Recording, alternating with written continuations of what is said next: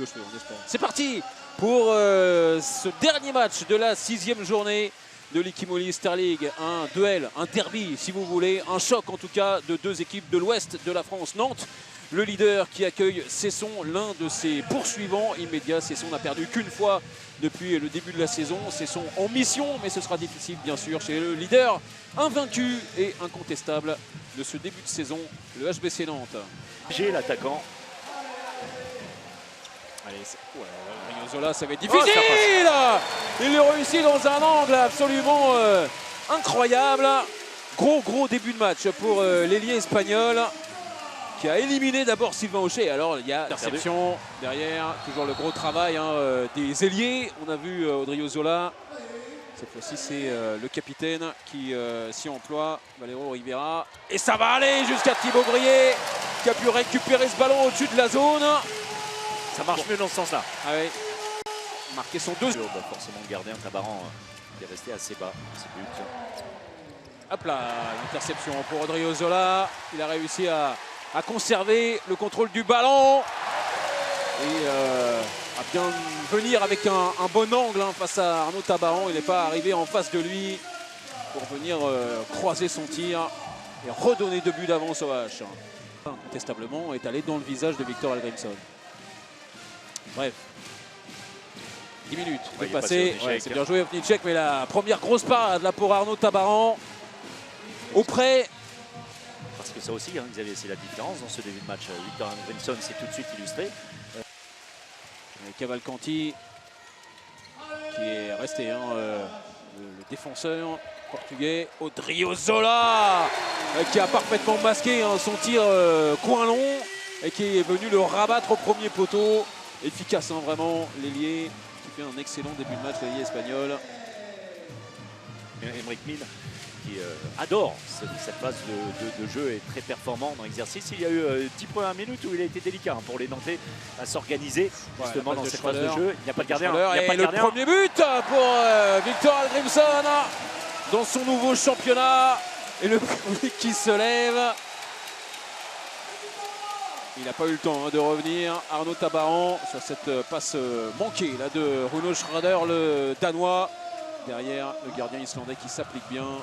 Aussi, défense aussi basse, parce qu'elle est basse, la défense 0-6 nantaise. Ça va aller vite. Avec Valero Rivera, le jeu entre les deux ailiers. Et puis, pour faire plus joli, le poteau rentrant pour le capitaine du H et donner 7 buts d'avance aux Nantais. La perte de balle, c'est dommage.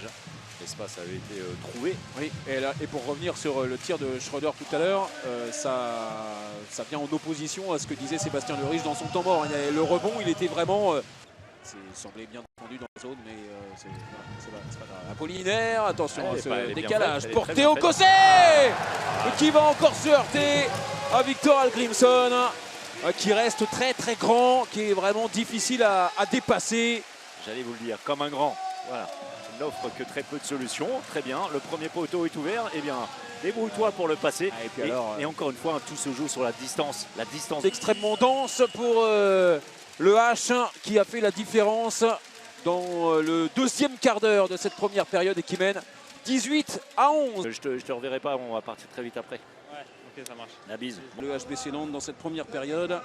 Et Cesson est en retard. Il y a 7 buts d'avance pour le H au moment de reprendre cette rencontre. Le début donc de la seconde période. 18-11 pour le leader du championnat qui a accéléré de manière irrésistible dans le cœur de la première période.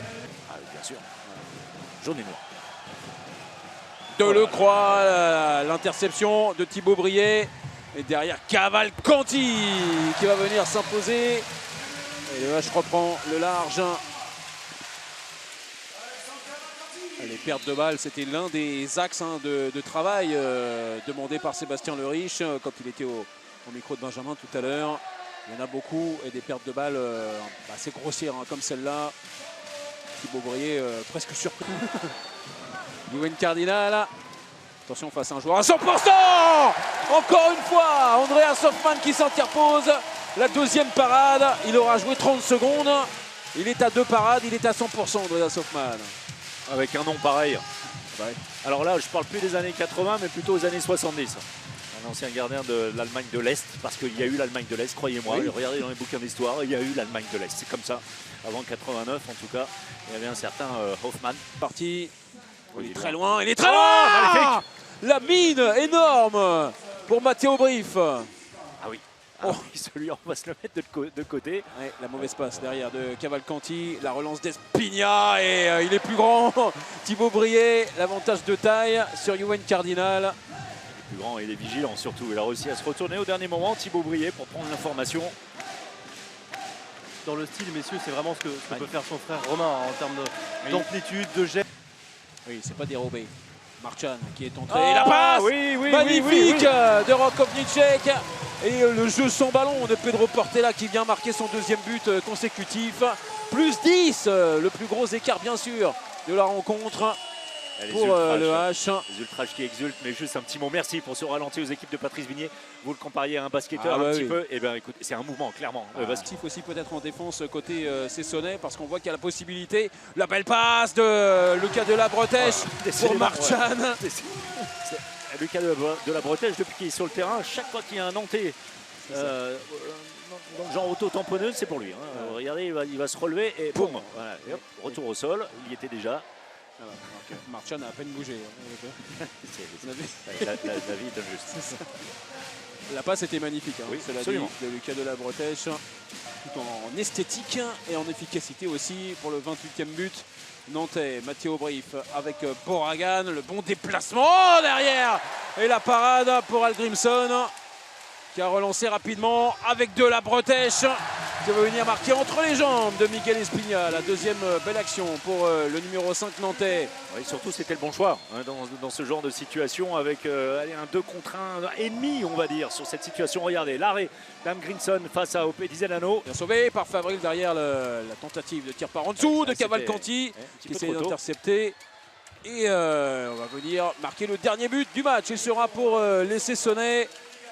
L'addition est quand même lourde pour les Bretons, pour les banlieusards rennais. 35-24 pour un HBC Nantes en mode cavalier seul ce soir. Ça aura été beaucoup trop fort pour des Sessonnais qui auront été dans le coup pendant le premier quart d'heure mais qui auront dû baisser pavillon ensuite. Le H qui conforte, qui consolide sa place de leader.